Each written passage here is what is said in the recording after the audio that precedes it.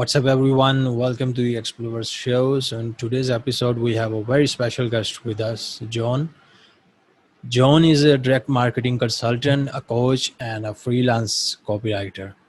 A freelance copywriter who helps many businesses to grow their marketing presence and to enhance their sales. So, let's welcome John on the stage.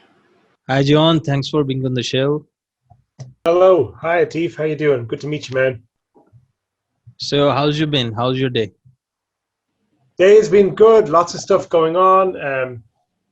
My wife went back to work recently, so I do a lot of time with the kids as well and try to juggle that with the business. It's quite tricky at times, but yeah, it's going pretty good. Right. Sounds good. So, John, tell us a little bit about your life journey or how you ended up becoming a direct marketing consultant and how's life been so far? Okay, yeah. I got into this space just before around about December 2018. I'd been in the construction business for years before that, and I had been interested in like persuasion and how people, persuasion, influence, how people change the minds of others for a long time. Probably since my mid-20s, when somebody persuaded me to do a lot of stupid things I didn't want to do. And later on, I woke up and said, how did he do that? And I wanted to find out how he did it. And that's what kind of got me down this road. But I was working in the construction business. I started to learn a little bit about copywriting to help me with doing sales for that business. And at a certain point, I got bored of being construction. And I said, I'd like to do this copywriting thing instead. It'll give me more freedom to move. I won't be stuck on one construction project site all the time. And I'll be probably less covered in dust and dirt at the end of the day. So I changed. Yeah, absolutely. So as a consultant or as a, coach, how you help people achieving their, the marketing targets or the marketing sales? So in which area are your expertise there? Okay, so when I got started, I really started writing as a copywriter. And that was back in 2018, and started to write emails, sales pages, all the usual things copywriters do, help people with their ads, and had some success. But I think after a while, I started to think, when you go to do copywriting courses, the copywriting teacher will tell you it's all about what you say and the magic words and all this kind of idea. And after a while, I came to realize, well, it's not everything. This is just part of it. I mean, magic words is great. Being a good copywriter is very important, and the best copywriters are certainly, a whole cut above everybody else in terms of constructing a good argument, presenting a product to its best advantage, showing the persuasive case for buying something. But even the best copy and the best copywriter in the world can't make somebody buy something that's useless for them. So let's give a silly example. Okay, ladies' shoes. Even the best copywriter in the world cannot sell me a pair of ladies' shoes because I am not a lady and I do not want to wear high heel shoes. Yeah, so totally. So before the copy, you have to have a great offer. And the same pair of ladies' shoes that might be a great offer to a fashionable lady are going to be a terrible offer for me. So there's one step behind the offer is the audience. You got to present it to the right audience. So just with that example of ladies' shoes, if you have those ladies' shoes on sale in the mall where fashionable ladies like to go shopping, those shoes are going to do very well. But if you're trying to sell them at the local football club or rugby club where all the guys are hanging out drinking beer, you're not going to make any sales there. And that's kind of it. It's like audience first, offer is second, and then once you've got those two in place, then the copywriting becomes important, but it's the last step. Right. I mean, that's really important, the step that you should know your target audience, because, if you don't know your target audience, then it really doesn't matter how hard you try. They're going to reject your offer. So, I mean, that's really important to know your target audience. Absolutely wonderful. So, John, according to you, the current businesses or, small to medium enterprise level or someone who's just getting started. So what are the mistakes they usually do in the marketing perspective?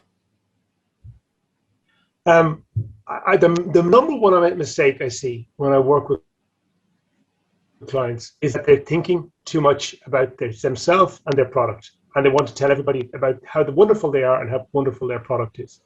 And they find that people don't really care about that message because it comes back to what we just said about knowing your audience. It's all about who. So your product is only valuable to someone within the context of how it can help their life. So to sort of dig into that a little deeper, people can talk about their business all day long and how great it is, but nobody really cares. A great example I'll give you is this one. It's for someone who's like a carpenter. He decides to put an advertisement in the local newspaper, and he says carpentry services, and he gets maybe 1 or 2 calls from somebody who needs some carpentry work done in their house. Okay, that's fair enough, but nobody really cares about carpentry. Okay, he thinks, well, what do people want in their house? Oh, you know what? How about wardrobes? Okay. So he gets a photograph of a nice wardrobe that he's made, and he puts that in the advertisement. He says, wardrobes for your bedroom. Now more people are interested. But then he starts to think a bit more about, who is buying the wardrobe and who wants the wardrobe. He's thinking, well, single men aren't buying the wardrobe. Single ladies might buy the wardrobe. But you know what? A married man might buy some nice new wardrobes for the bedroom to make his wife happy that they've made the house more beautiful. Okay. And then, you can think about things like, okay, maybe certain times of the year, Christmas or Valentine's Day, you can run a promotion and say, hey, we'll do a special promotion for you. We'll give you all new wardrobes for your bedroom. And it's a special Valentine's Day promotion or a special Christmas promotion. And they can promote that as a great way for a man, not just to make the house nicer, not just to make his wife happy, but to feel proud of himself that he's a good husband, that he's really taking care of his wife and giving them a nice home to live in. So you're selling not just the product, you're selling the feeling of that's attached to the product, the feelings that can come of being proud, of doing something good for someone you care about, of doing something to improve how your home looks and what a nice place you have to live, something you can be proud of that's in your environment as well. So those feelings are much more important than the product itself. Yeah, totally agree with that. That when some of the person usually purchases, so they don't actually purchase the product, they are actually purchasing the experience of what the product give to you. So I think that's really important that as a business owner or who's just getting started out, or that you have to focus on much more than what you can provide as a value rather than just simple product itself. I mean, that's really wonderful. That's really wonderful. So, and we all kind of experience that to some extent. I mean, things like the classic examples would be something like pieces of jewelry, like a watch. You can buy a very cheap watch that tells the time, but when somebody buys a very special watch like a Rolex, there's a feeling attached to having that beautiful thing that you can wear that makes people feel very special. Same with the car. You can drive in a Toyota, you can drive in a Mercedes, but the Mercedes makes the driver feel special in a way that maybe the Toyota doesn't. And same with like Apple versus you buy an Apple Mac versus a cheap generic laptop. Well, the Apple makes the owner feel special. Yeah, I mean, it's the whole kind of a value creation business. After all, in the end, it's a value creation business. Which value or what extent to the value you are adding to the people's life, and people just I think buy experiences. They just buy experiences, and after all, it's all about experiences of whether you are giving good experiences to your audience or your target audience or not. So totally love that. Yes. Absolutely wonderful. So what do you suggest, John? Some of the best ways, to gain the customer retention. How to market that? I mean, customer retention is a very big issue in the current market. Okay, what type of business are we talking about? Are we talking about in the e-commerce space, info product, coaching, some other areas? I mean, in the general perspective, whether it's related to the IT business or it's related to the any e-commerce business as well, or IT related tech businesses. So how to retain that? Because customers are always switching back and forth based on the cost and your competitors. Yeah. It depends on the type of business you're in, and every type of business is different. Where most of my experience is with is in the area of kind of high ticket and coaching and info product consulting type businesses. And for those types of businesses, it's primarily a matter of keeping in regular contact, of keeping the communication open, of not just waiting for problems, of proactively communicating about what's going on, and finding new reasons to reach out to the customers regularly so they don't forget you. I think in those businesses as well, a lot of it is to do with reputation building and sort of networking, finding reasons why you might want to reach out to your customers more often, talk to them, invite them, find opportunities for them. That's a very important thing. When a client hires me to be a copywriter, I know that writing copy for them is good. It's a valuable skill. It's a valuable thing. But I also know that that's like not what's going to make them really love me. What's going to make them really love me is if I can help them make more in other ways than just the copy I deliver. So I'm always looking out for who else in my network can I make an introduction for my client to. I'll give you an example just this week. A client hired me about a month ago and to write copy for his business. And I've been doing that and it's going very well. But he told me, look, I'm trying to grow my company in many different directions as I can. And if you can think of other ideas that can help us, please bring them to me. I'm not just interested in the copy. Okay, sure, I'm keeping my eyes open. So the first thing was, I spoke to another business owner. He said he's putting on an event soon and he needs sponsors for the event.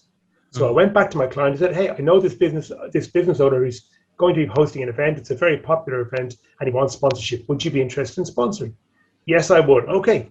I connect those two guys together. They have a conversation. Now they're going to do a sponsorship deal. Next thing is he's saying, what other markets can I get into? I have another colleague, a guy in Germany, who said, I'm going to start going to the US market and telling American companies about all the great opportunities in Germany and help them translate their websites into German so they can sell to German customers. I thought, wow, my client will love this because he's just had a new website built. I went back to him and said, I know this German guy would, because he's in e-commerce, would you like to get into the German market as well as the US market? Yeah, I'd love that. Okay, I'll connect you with this guy. Connect him with the other guy. Now he's getting into the German market as well. So those kind of value adds are far and above what makes customers stay with you and retain you and think, wow, this guy's a valuable person to be around, way beyond the actual service they're paying you for. Yeah, I mean, totally love that. So in the end, it all depends on your after sales services. What after sales services you are providing to the client, and more than what clients pay you for that. So I think that's one of the ways how you retain your potential customers. That's really powerful. What I'd say is like creatively looking for extra ways that you can actually help them that they wouldn't have thought about by themselves. So my client would never have come to me and said, I want to get into the German market. Or he would have never come to me and said, I want to sponsor an event. But when I saw an opportunity and I thought, that could be a good fit for his business, and I suggested it to him, he was very happy I brought the suggestion. And I think that same kind of thinking can go to any business. There's always complementary products and complementary needs to any product that anybody sells in any market that can be above and beyond what the first sale is. Right. Totally agree with that. Then, you have to add value creation for your clients as well. Yes. Totally love that. So John, can you, most of the people misunderstood the differentiate between generic sales copy and copywriting. So can you guide us a little bit of further between these two? I think there's a lot more different if you get into copywriting, there's a lot of different things that people call copywriting. So I think what most people think is copywriting is probably like the content they see on websites, and to a level that is web copy. But it's that copy oftentimes is just more like a business card or a brochure sort of telling about the business. I think when it comes to sales copywriting, what's the key thing is, and it comes back to the mistake that businesses make a lot of the time, is that they are talking about their product instead of telling a story that their customer can relate to. So, really good sales copy, storytelling is certainly part of it, but I think it's more that the message is talking to the customer, not about the product, but about the problems they're facing, how those problems make them feel, how they experience those problems in their life, and what can be done to solve it. And then once it comes to the point of what we do to resolve it, then it's the time to present the product as a potential solution to their problem. And that's really where I'd see that's where the difference is between sales copy and content. But then within copy, there are other areas. There are things that people call, direct response, which tends to be very aggressive, like pushy selling a lot of the time. And then what people kind of call conversion copywriting, and that'll be from sort of Joanna Wiebe and the people at Copy Hackers. That's more geared towards the kind of SaaS and tech type of copywriting, where it's not quite such an aggressive sell. It's more of a sort of softer, gentler, educational sell. But then once you get into copywriting, it's like any other subject. Once you go into it, you go deeper into the rabbit hole. It branches off in a lot of different directions, and it's not clear from the outside. It all looks like one thing. Yeah, totally love that. Totally. So I just have a couple of questions in my mind regarding this. Regarding the price negotiations. So as a business owner, or as a, if you are a consultant and you are providing the consultancy, so how do you negotiate your price to the customers? Because what I seen or what I heard, that most of the customers, or most of, your target audience are just, totally, they see that you are charging too high, you are charging, that guy is charging this much, and why are you charging so high? So how do you tackle such type of scenarios?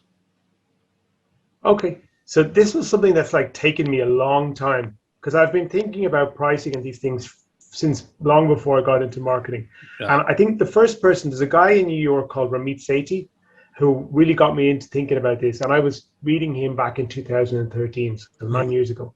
And what he said was, if you get the offer right and you present it to the right person in the right way, and they can see that it's going to solve their problem and that they need it and they want it, at that point, they don't care so much about price anymore. I think that's the key thing, is like people are often too much in a hurry to discuss price, when making sure that there's a good fit is far more important. I'll give you just an everyday example. I regularly will sell a car. I change my car about once a year, and I don't like to go to the dealership. I usually buy used, and I usually buy cash. So every year I tend to sell a car and I tend to buy a car. Now, when I sell my car, if I put up an advertisement for it, if somebody calls me and they straight away want to talk about price, I actually usually don't even speak to them. I say, I'm not going to talk to you about price until you decide that you want to actually see the car and test drive it, and we'll talk about price after the test drive. Yeah. Because my thought is, if the person's just talking about price straight away, I know they're not that serious. And then on the same time, when I go to buy, I'm the same thing. I do not talk about price to the seller. I will call them up. I will ask them 50 questions. I'll ask them 100 questions. But I will never talk about money. I'll go and see it. I'll test drive it. After I've test driven it, okay, we've talked about everything. Price is the last thing to talk about, because now I know it's actually going to be a good fit for me. And I try to have the same mentality when I'm negotiating in business and trying to do deals for customers. Is like presenting what I do, the offer, showing how it's a good fit for their needs, establishing the value, demonstrating the value, and then talking about the money late in the piece. So it's the same thing happens in business. If someone wants to talk money very quickly with me, I'm usually discouraging that. I'm like, this is not going to be a good fit, or let's talk about what you need first. Let me ask you some questions first before we talk about money. And typically how I will structure the offer is I'll usually make it that there's something that's not very expensive at the beginning, so they can try me out at a low cost, low risk, do some little bit of work with me, see if it generates some success, if it generates some positive result for them. And then the second part is it's going to be a more expensive offer to work with them in a bigger capacity. So, and I will tell people this at the beginning. I'll say, look, to do this, I'll joke with them. I say, I'd like to go on a date with you or have coffee with you before we get married. Let's just do a little small project together. Yeah. See if we like working together. It doesn't cost you very much. It doesn't take very much time from me. I mean, you can see if there's a good result. And if there's a good result, we'll do a bigger project together. That's going to cost more. But after you do the small project, you'll see that it's still going to be good value even at the higher price.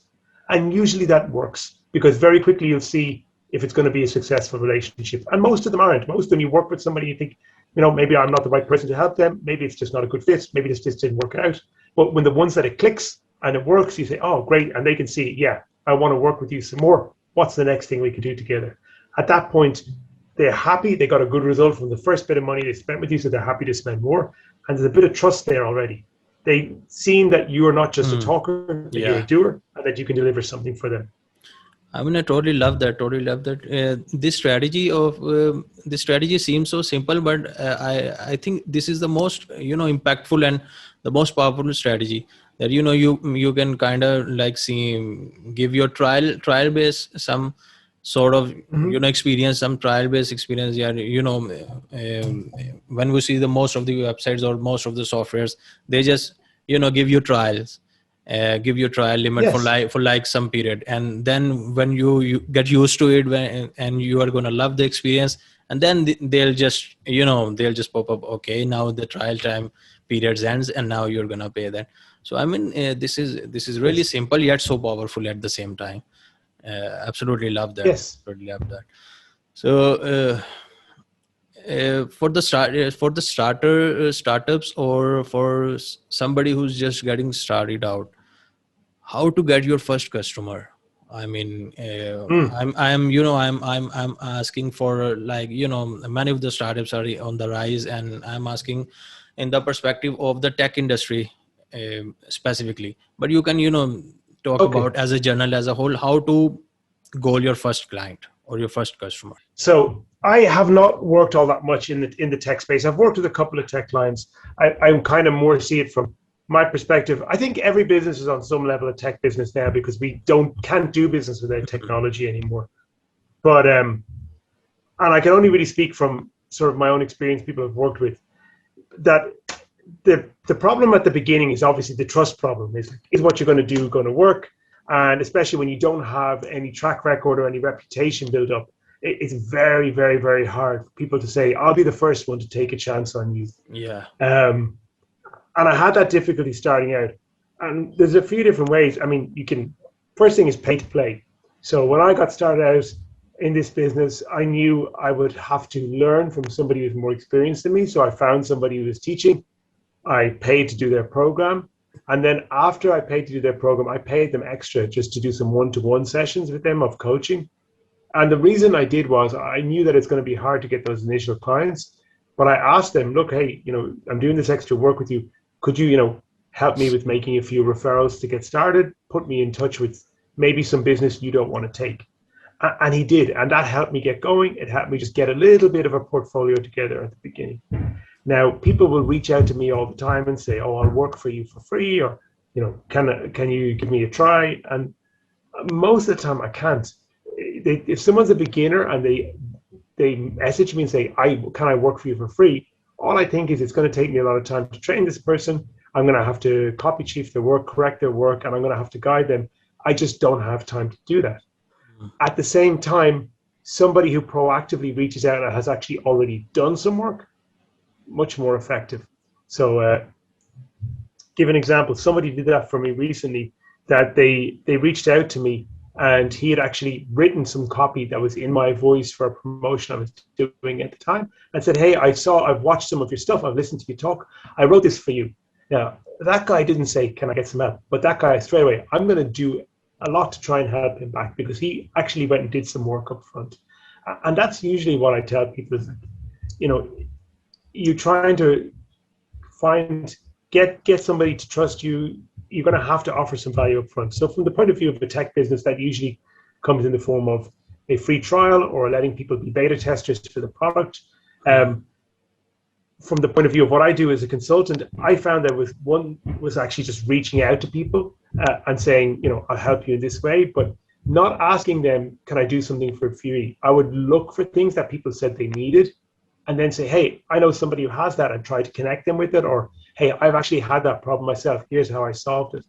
So those ways of like offering some kind of value up front. And I don't like to say the word value too much, because I think people misuse it. They often pretend something is valuable that's not. Yeah. But I think value is when you actually help somebody solve a problem, like genuinely do.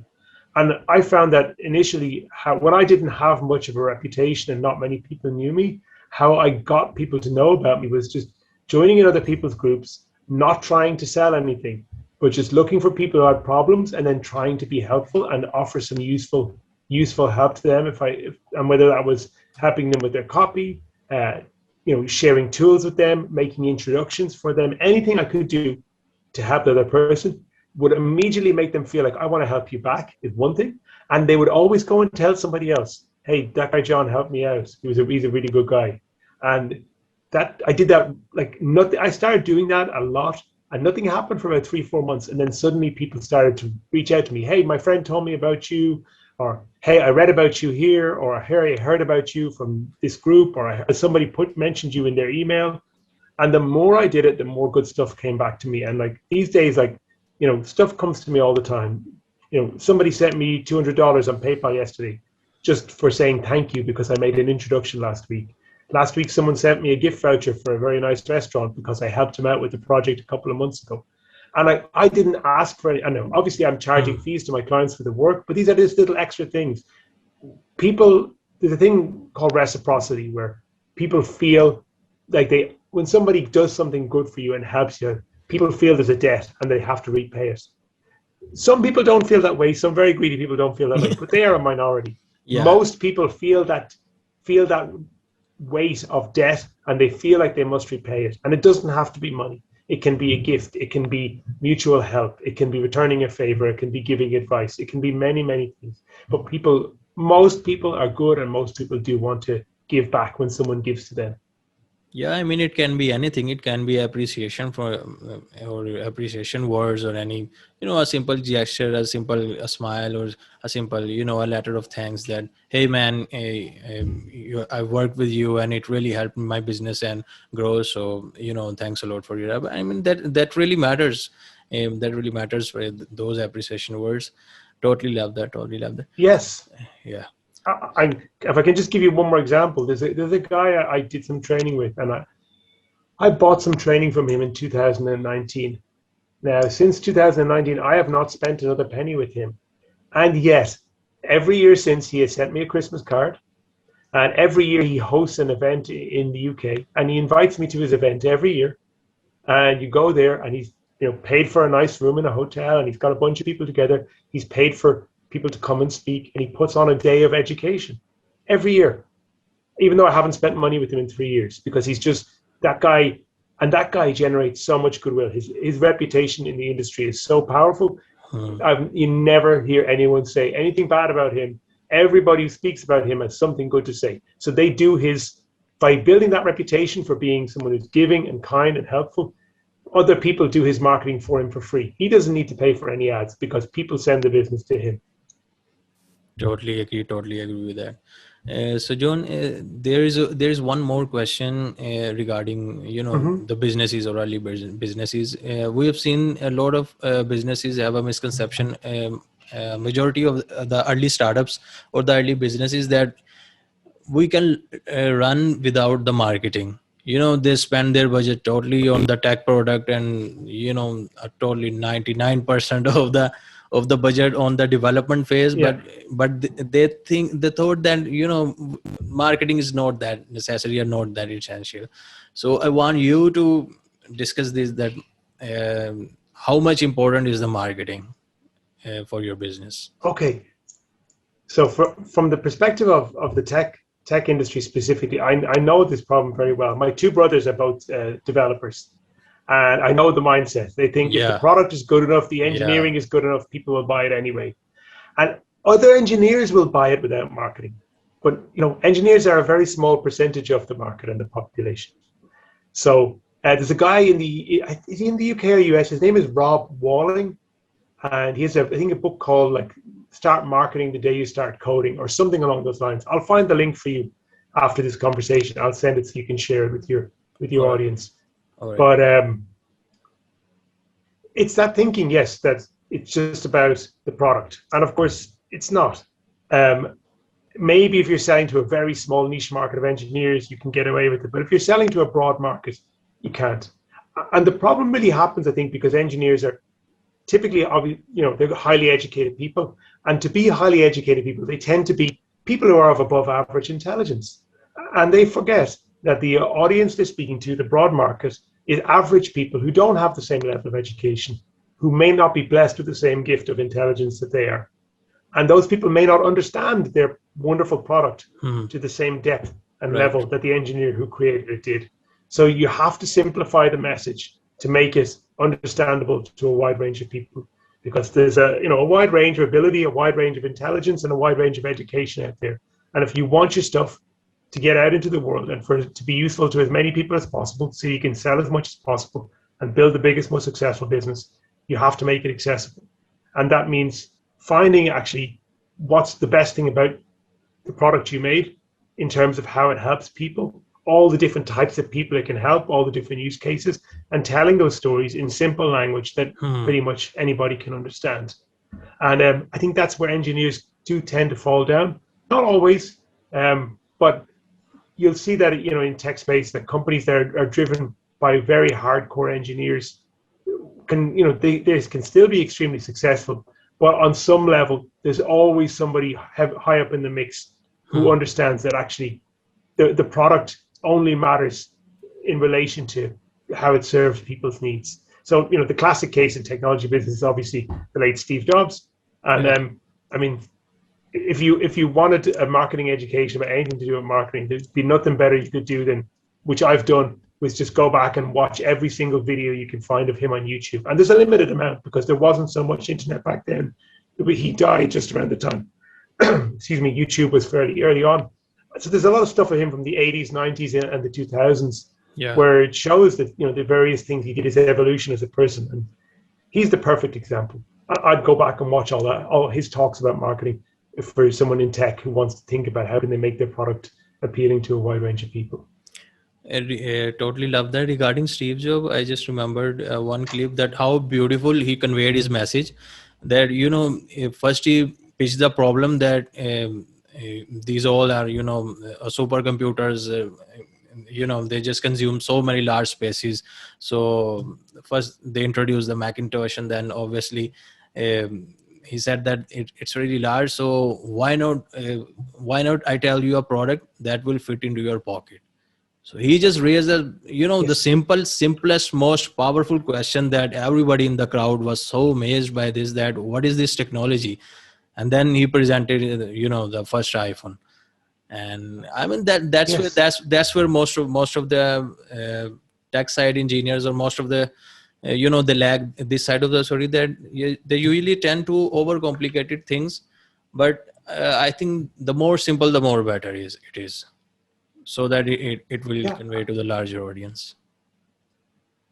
A lot of the stuff he spoke about was really timeless. And I know a lot of people who are hardcore engineers would say, oh, well, Steve was a marketing guy, he wasn't a tech guy.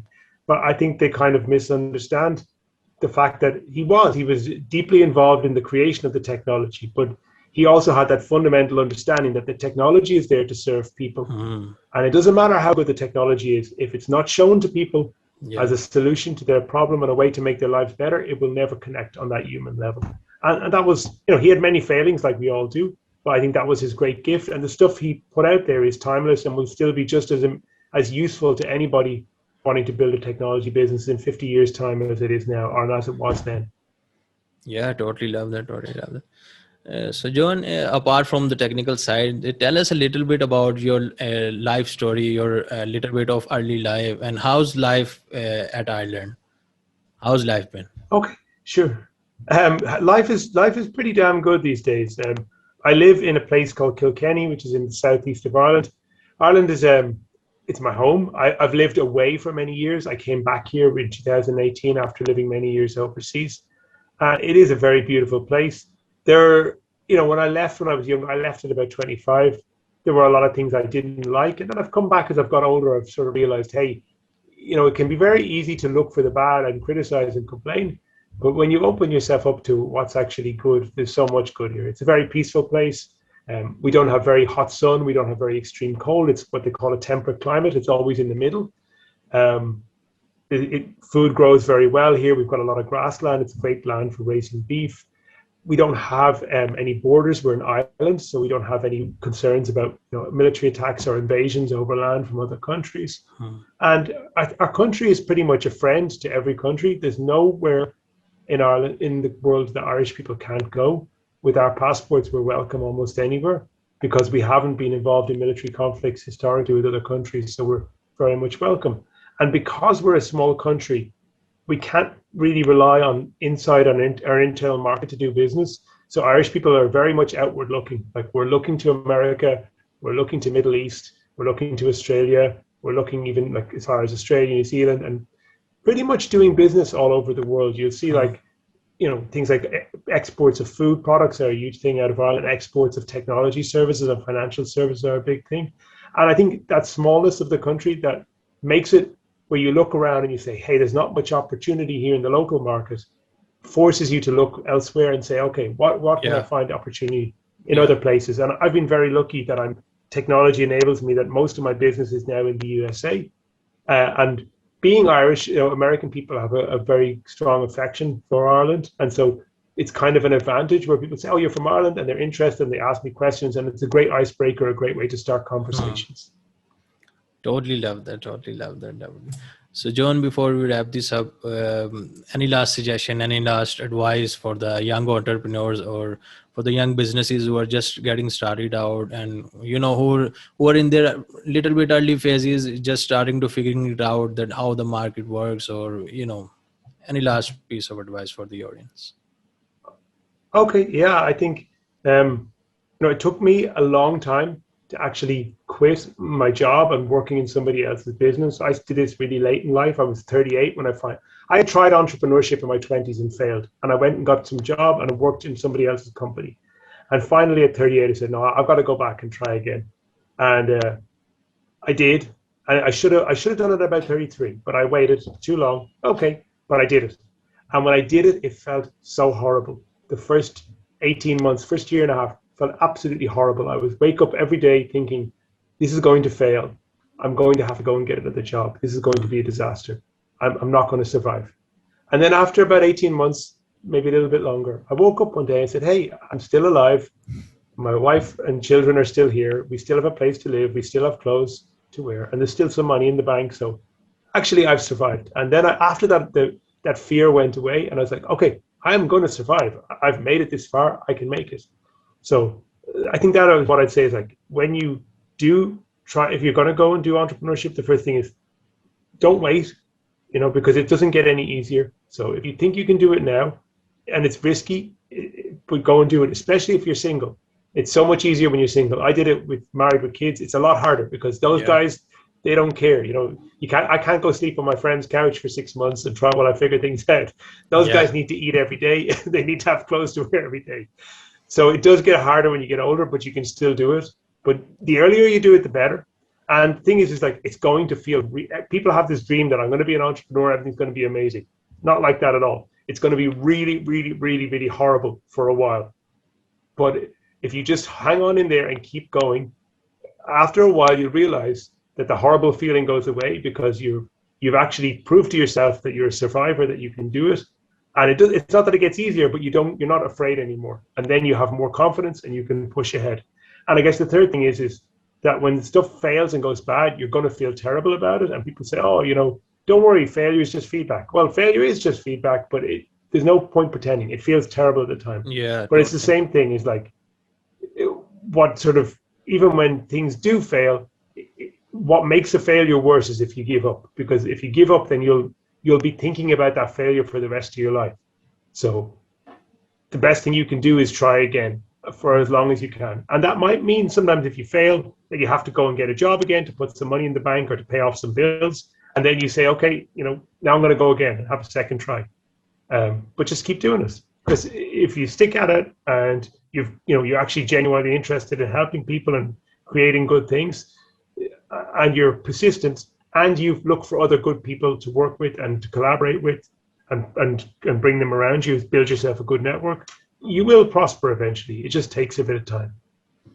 That's really beautiful. That's really incredible. And so John, thank you so much for your valuable time. And it's really nice talking to you.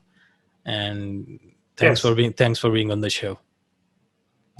Brilliant. Yeah, thank you so much for inviting me to speak. Atiff, really enjoyed the conversation. Best of luck to you. You're welcome. You're welcome. Take care. Have a good day. Awesome. Bye-bye. Bye-bye. So hope you guys enjoy the shows. Make sure you hit the like button and subscribe. Till the next episode, take care. Goodbye.